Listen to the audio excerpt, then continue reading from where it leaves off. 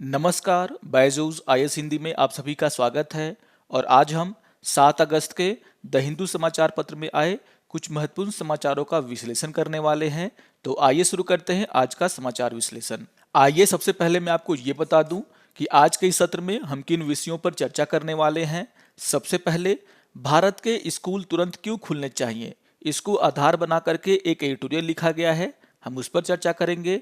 दक्षिण एशिया का उभरता डिजिटल परिवर्तन,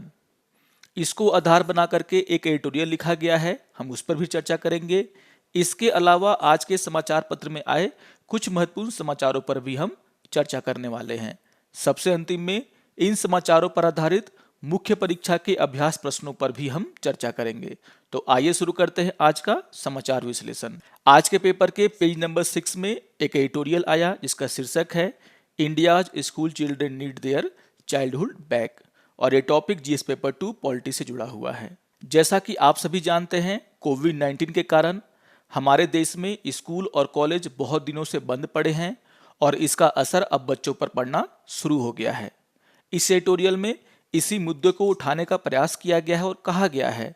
कि जैसे ही सेकेंड वेव कम हुआ है उसके बाद इकोनॉमी को खोलने की प्रक्रिया शुरू हो गई है, लेकिन स्कूलों को 16 महीने बीत जाने के बाद भी अभी तक खोला नहीं गया है और इसका असर छोटे बच्चों पर दिखाई देना शुरू हो गया है। आप सभी जानते हैं कि छोटे बच्चे अभी तक एक बार भी स्कूल नहीं जा पाए हैं,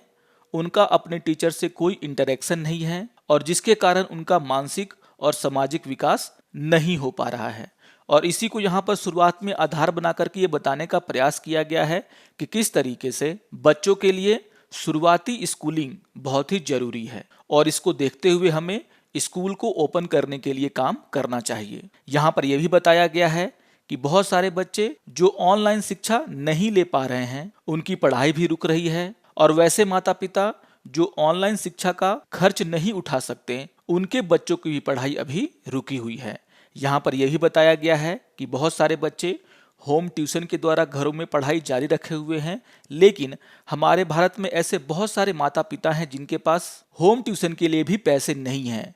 और इसके कारण बहुत सारे बच्चे हमारे देश में ऐसे हैं जिनकी पढ़ाई बिल्कुल रुकी हुई है। आप सभी को पता होगा, कोविड-19 के कारण बहुत सारे लोगों की जॉब गई है और जिसके कारण उनके द्वारा अपने बच्चों की पढ़ाई पर बहुत ही कम खर्च किया जा रहा है। और इसी को देखते हुए शुरुआती भाग में यह बताने का प्रयास किया गया है, अगर हम अपने स्कूलों को खोल देते हैं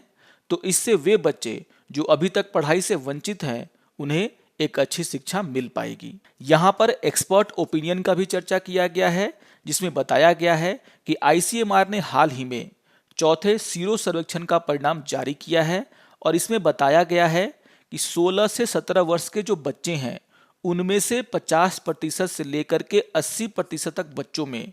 एंटीबॉडी पाई गई है। यहाँ पर यह कहा गया है कि बहुत सारे शहरी और ग्रामीण क्षेत्र ऐसे हैं जहाँ पर 6 से 17 साल के बच्चों में 80% से अधिक बच्चों में एंटीबॉडीज पाई गई है। इसका मतलब है ये बच्चे पहले ही संक्रमित हो चुके हैं और इसके कारण इनमें एंटीबॉडी का विकास भी हो चुका है। और इसी कारण ये कहा जा रहा है कि अब सरकार को स्कूलों को खोलने के ऊपर ध्यान देना चाहिए। यहाँ पर यह भी कहा गया है कि किसी भी रिपोर्ट में यह नहीं कहा गया कि स्कूल कोरोना फैलाने की जगह हैं, यानी कि हॉटस्पॉट हैं। अभी तक किसी भी रिपोर्ट में ये बात सामने नहीं आई है कि स्कूल खुलने से बच्चों में या दूसरे वर्गों में कोरोना फैल सकता है। यहाँ पर इस बात की भी चर्चा की गई है कि स्कूलों को खोलने से पहले सरकारों को और पेरेंट्स को बहुत सारी तैयारियां करनी पड़ेगी और यहाँ पर कुछ तैयारियों की जरूरत पर बल दिया गया है। इस एडिटोरियल में कहा गया है कि सरकार जितना देर करेगी स्कूलों को खोलने की योजना बनाने में, उतना ही लंबा समय लगेगा उन्हें खोलने में और जिसके कारण बहुत सारे बच्चों की पढ़ाई रुकी रहेगी। यहाँ पर यह कहा गया है कि सरकार को स्कूलों के स्टाफ की सूची मंगवानी चाहिए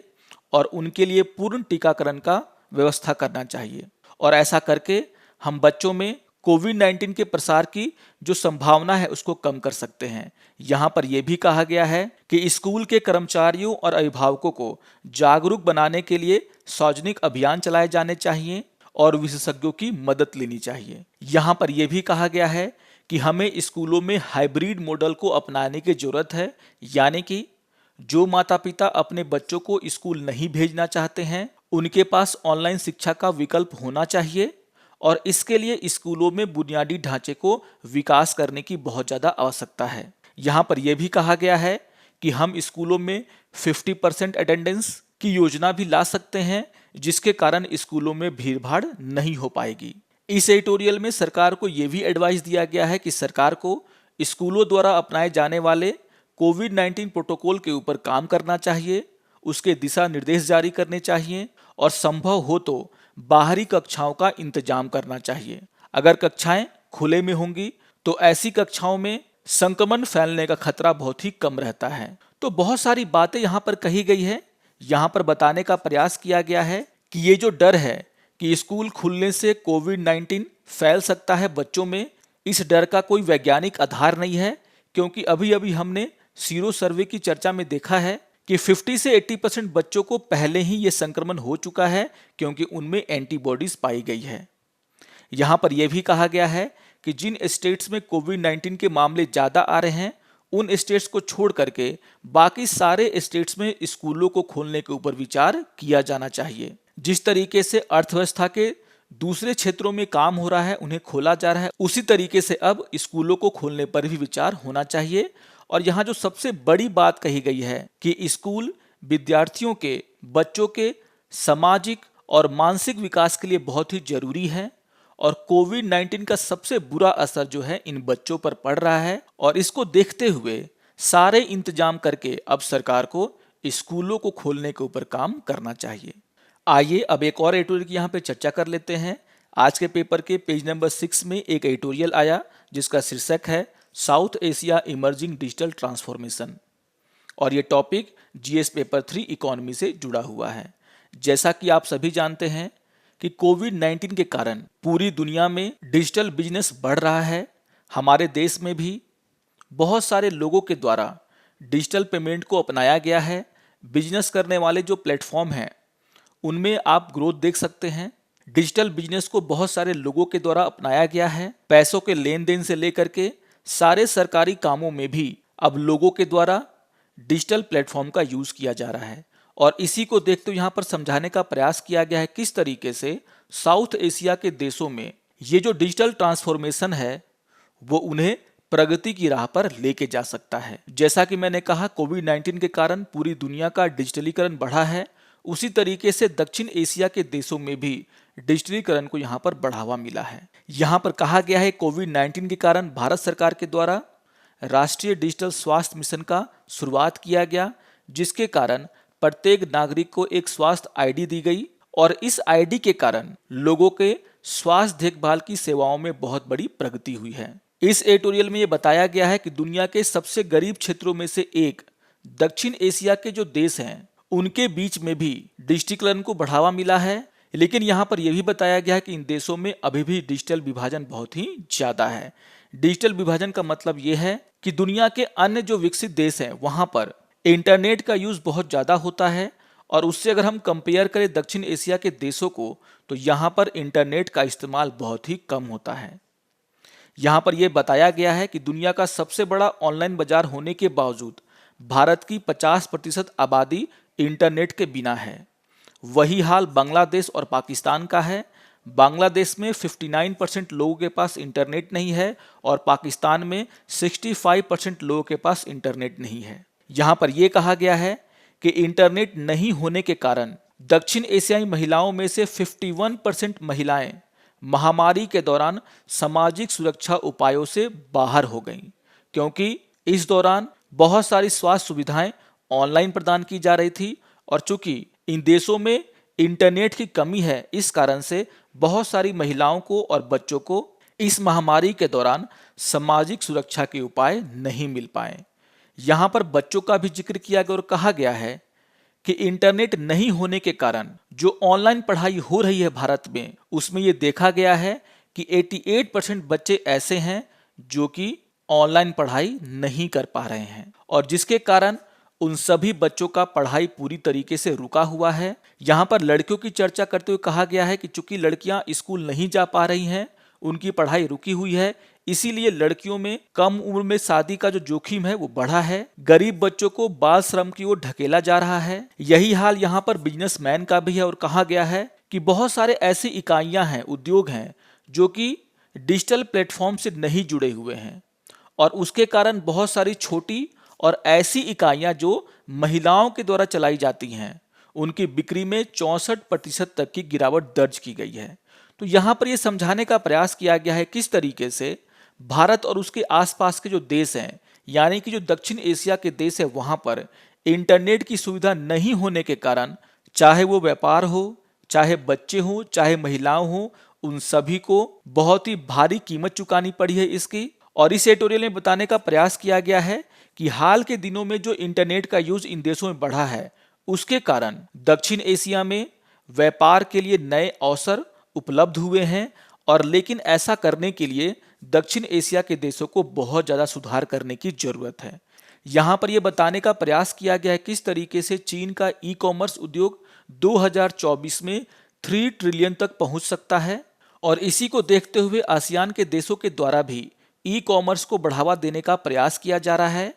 और यहाँ पर इन देशों के द्वारा एक साझा बाजार बनाने का प्रयास किया जा रहा है। जिस तरीके से यूरोपीय यूनियन के द्वारा ई कॉमर्स को देखते हुए एक साझा बाजार बनाया गया, उसी तरीके से आसियान के देश भी इस ओर बढ़ रहे हैं और ऐसा करने से इन देशों का आर्थिक एकीकरण हो रहा है और जिसके कारण इन देशों की वैश्विक स्पर्धा करने की जो ताकत है वो भी बढ़ रही है।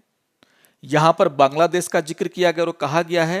कि डिजिटल बांग्लादेश विजन 2021 में बांग्लादेश को एक समृद्ध डिजिटल समाज में बदलने की परिकल्पना की गई है और सरकार इसको लेकर के काम कर रही है। यहाँ पर भारत का जिक्र करते हुए कहा गया है कि अगर हम ई कॉमर्स के ऊपर ज़्यादा ध्यान देते हैं तो 2030 तक इस क्षेत्र में भारत में 1 मिलियन रोजगार का सृजन हो सकता है और 2026 तक भारत में इस कारण से $200 बिलियन तक का व्यापार हो सकता है। यहाँ पर यह भी कहा गया है कि जो फिनटेक कंपनियां हैं, अगर हम उनका उपयोग अच्छे तरीके से करें तो भारत के विकास को और तेजी मिल सकती है और यहाँ पर गरीबी भी कम हो सकती है। इस एडिटोरियल में बताने का प्रयास किया गया है कि डिजिटल परिवर्तन के लाभांश को उठाने के लिए दक्षिण एशिया के देशों को बहुत सारी कानूनी, नियामक और नीतिगत कमियों को दूर करने की आवश्यकता है। इसके साथ साथ इन देशों को डिजिटल कौशल को बढ़ाने की भी आवश्यकता है और यहाँ पर कहा गया है कि अगर भारत पूरी दुनिया में सबसे बड़े 5 डिजिटल अर्थव्यवस्था में शामिल होना चाहता है तो उसे हर वर्ष 35 बिलियन का निवेश करने की आवश्यकता है इस क्षेत्र में। यहाँ पर यह बताया गया है भारत को लेकर के कि भारत को अपने डिजिटल बुनियादी ढांचे के विकास के लिए सार्वजनिक और निजी भागीदारी का लाभ उठाने का आवश्यकता है। भारत को अपने यहाँ ई कॉमर्स को लेकर के जो नियम हैं उन्हें दुरुस्त करना होगा और यहाँ पर यह भी कहा गया कि पूरे के पूरे दक्षिण एशियाई देश में ई कॉमर्स के नियम बहुत ही कमजोर हैं और इसीलिए इन देशों को अपने नियम को और सख्त बनाना होगा ताकि धोखाधड़ी जैसे मामले जो है कम हो सके। यहाँ पर एक बहुत ही इंपॉर्टेंट बात कही गई है और कहा गया है कि दक्षिण एशिया के देशों के द्वारा अंतर क्षेत्रीय व्यापार क्षमता का केवल 1/3 का दोहन किया गया है, यानी कि जितनी क्षमता है इन देशों के बीच में व्यापार करने की उसका सिर्फ 1/3 भाग का ही उपयोग किया गया है इन देशों के द्वारा। और अगर अंतर क्षेत्रीय व्यापार क्षमता का उपयोग किया जाता है तो यहाँ पर इन देशों को बहुत ज़्यादा फायदा हो सकता है और बताया गया है कि ऐसा नहीं होने के कारण इन देशों को लगभग $23 बिलियन तक का नुकसान हुआ है। अगर इन देशों के द्वारा ई कॉमर्स गतिविधियों को बढ़ावा दिया जाता है तो इन देशों के बीच में व्यापार और बढ़ेगा जिससे हर देश को फायदा होगा। जिस तरीके से यूरोपीय संघ ने अपने यहाँ डिजिटल सिंगल मार्केट का प्रस्ताव ला करके उसका अनुसरण शुरू कर दिया है, उसी तरीके से दक्षिण एशिया के देश भी यूरोपीय संघ के मॉडल को अपना सकते हैं जिसके कारण इस पूरे क्षेत्र का विकास हो सकता है। तो यहाँ पर यह बताने का प्रयास हुआ है कि किस तरीके से ये जो डिजिटल ट्रांसफॉर्मेशन इस क्षेत्र में देखा गया है, अगर उसे सही तरीके से इस्तेमाल किया जाए तो पूरा का पूरा दक्षिण एशिया के देश जो कि दुनिया के सबसे गरीब देशों में से एक हैं, वहां पर आर्थिक प्रगति को और विकास मिल सकता है। जिस तरीके से दक्षिण एशिया के देशों के द्वारा कोविड-19 से लड़ने के लिए एक दूसरे की सहायता की गई, भारत के द्वारा अफगानिस्तान, बांग्लादेश, भूटान, नेपाल, मालदीव, पाकिस्तान जैसे देशों की सहायता की गई। उसी तरीके से अगर ये देश ई कॉमर्स के क्षेत्र में अगर एक दूसरे का सहायता करते हैं तो इन सभी देशों को फायदा होगा और भारत को इस क्षेत्र में अग्रणी भूमिका निभानी चाहिए। तो बहुत ही इंपॉर्टेंट एडिटोरियल है ये, इसको आप लोग ध्यान से पढ़ेंगे। और यहाँ पर इस पूरे क्षेत्र में डिजिटल ट्रांसफॉर्मेशन को लेकर के चर्चा की गई है। आइए अब कुछ न्यूज पर चर्चा कर लेते हैं। आज के पेपर के पेज नंबर 1 पर एक न्यूज आया जिसका शीर्षक है SC backs Amazon plea against Future Reliance merger plan. ये टॉपिक जीएस पेपर 3 इकोनॉमी से जुड़ा हुआ है और यहाँ पर फ्यूचर ग्रुप और रिलायंस ग्रुप के बीच में जो एक मर्जर प्लान हुआ है उसको लेकर के चर्चा की गई है। इस न्यूज में यह बताया गया है कि सुप्रीम कोर्ट ने सिंगापुर इंटरनेशनल आर्बिट्रेशन सेंटर के एक आदेश को बरकरार रखा है जिसके द्वारा रिलायंस और फ्यूचर ग्रुप के एक सौदे को रोका गया है। यहां पर समझ लेते हैं कि आखिर ये झगड़ा है क्या। पिछले साल अगस्त में फ्यूचर रिटेल के द्वारा यह घोषणा की गई कि वह अपने सुपरमार्केट चेन यानी कि बिग बाजार, premium food supply unit food hall और फैशन और कपड़े का सुपरमार्ट यानी कि ब्रांड फैक्ट्री की शेयरों को रिलायंस रिटेल को बेचेगा। यहां पर इस डील के पूरा होने से पहले ही अमेजन ने इसका विरोध किया। अमेजन जो कि फ्यूचर रिटेल के प्रोमोटर फर्म फ्यूचर कूपन के साथ एक अनुबंध में है और उन्होंने इस अनुबंध के उल्लंघन का आरोप लगाया। अमेजन के द्वारा यह कहा गया कि फ्यूचर कूपन के साथ उनका जो समझौता हुआ है उसमें एक कॉल विकल्प दिया गया है जिसमें यह कहा गया है कि 3 से 10 वर्षों के भीतर अमेजॉन फ्यूचर रिटेल के सभी या कुछ हिस्सेदारियों को खरीद सकता है और यह विकल्प उसके समक्ष होगा। यानी कि अमेजॉन का कहना है कि फ्यूचर रिटेल को सबसे पहले अमेजॉन से बात करनी चाहिए थी जिसका उन्होंने उल्लंघन किया और उन्होंने अपने शेयर रिलायंस को बेच दिए और इसके कारण अमेजन और फ्यूचर कूपन के बीच में जो अनुबंध है उसका उल्लंघन हुआ है और इसी को लेकर के वह सिंगापुर इंटरनेशनल आर्बिट्रेशन सेंटर में चला गया और यहां पर सिंगापुर इंटरनेशनल आर्बिट्रेशन सेंटर के द्वारा इस सौदे पर रोक लगा दी गई। यहां पर यह मामला जब सुप्रीम कोर्ट में आया तो सुप्रीम कोर्ट ने न्यायाधिकरण के फैसले को बरकरार रखा है और सुप्रीम कोर्ट ने अपने निर्णय में कहा है कि न्यायाधिकरण के द्वारा जो आदेश दिया गया है वो बिल्कुल सही है और यहां पर सुप्रीम कोर्ट ने कहा है कि निर्णय बिल्कुल एक मध्यस्थ न्यायाधिकरण के आदेश की तरह है जिस पर 1996 के अधिनियम की धारा 17 के तहत विचार किया गया है और इसीलिए सुप्रीम कोर्ट इसे बरकरार रखेगी। आइए एक और न्यूज को यहां पर देख लेते हैं। आज के पेपर के पेज नंबर 13 में एक न्यूज आया जिसका शीर्षक है Biden government non committal on support for India's UNSC bid और ये topic GS paper 2 international relation से जुड़ा हुआ है। जैसा कि आप सभी जानते हैं कि भारत यूएनएससी का परमानेंट मेंबर बनना चाहता है और भारत चाहता है कि यूनाइटेड नेशन में परमानेंट और नॉन परमानेंट सीटों की बढ़ोतरी हो। आप सभी को पता होगा कि ओबामा और ट्रंप प्रशासन के द्वारा सुरक्षा परिषद में भारत के लिए अस्थायी सीट का समर्थन किया गया था, लेकिन यहां पर अमेरिका की जो नई सरकार बनी है उसके द्वारा यह कहा गया है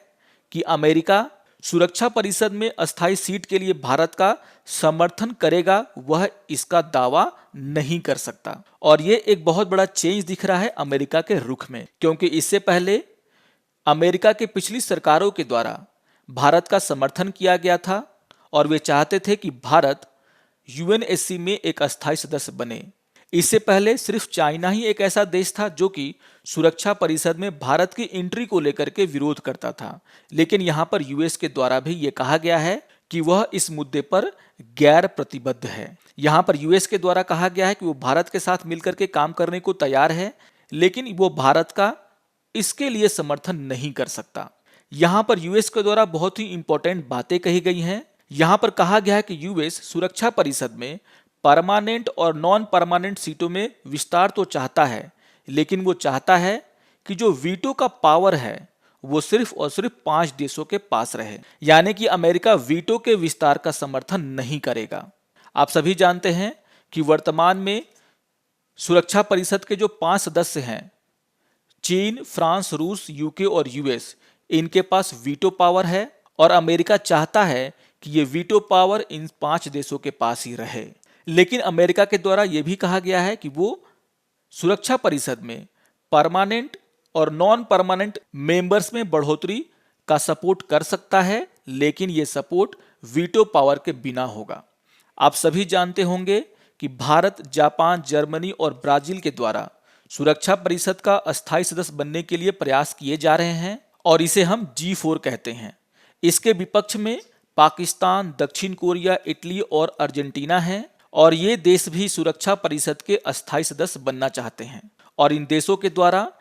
भारत, जापान, जर्मनी और ब्राजील का विरोध किया जाता है। चीन के द्वारा भी भारत और जापान का विरोध किया जाता है। वो चाहता है कि भारत और जापान सुरक्षा परिषद के अस्थायी सदस्य ना बने। आप सभी को पता होगा कि भारत वर्तमान में 2021-22 में यूएनएससी का एक अस्थायी सदस्य है और अगस्त के महीने के लिए अध्यक्ष भी है। लेकिन यहाँ पर जो यूएस के द्वारा बात कही गई है वो बहुत ही इंपॉर्टेंट है। जैसा कि मैंने कहा कि ओबामा और ट्रंप प्रशासन के द्वारा भारत का सुरक्षा परिषद के अस्थायी सदस्य बनने के लिए समर्थन किया गया था, लेकिन यहाँ पर बाइडेन सरकार के द्वारा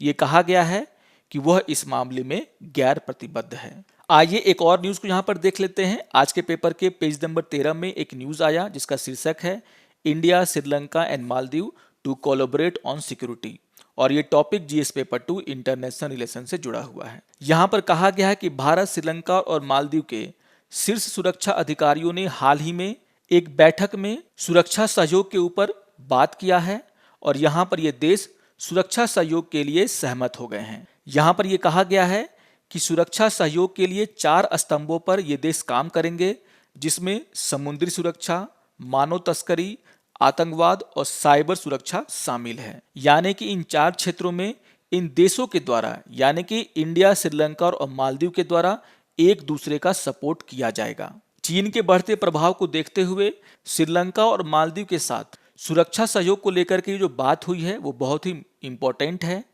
आप सभी जानते हैं कि चीन के द्वारा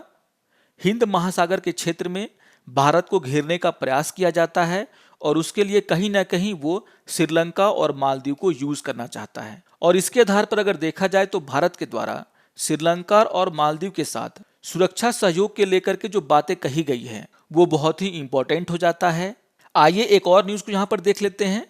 आज के पेपर के पेज नंबर 1 पर एक न्यूज आया जिसका शीर्षक है सीबीआई पुलिस इग्नोरिंग जजेस कंप्लेन और ये बात सुप्रीम कोर्ट के द्वारा कही गई है। यहाँ पर सुप्रीम कोर्ट के द्वारा सीबीआई और आईबीआई की आलोचना की गई है और कहा गया है कि इन एजेंसियों के द्वारा न्यायाधीशों की सुरक्षा से संबंधित मामलों में न्यायपालिका की बिल्कुल भी मदद नहीं की जा रही है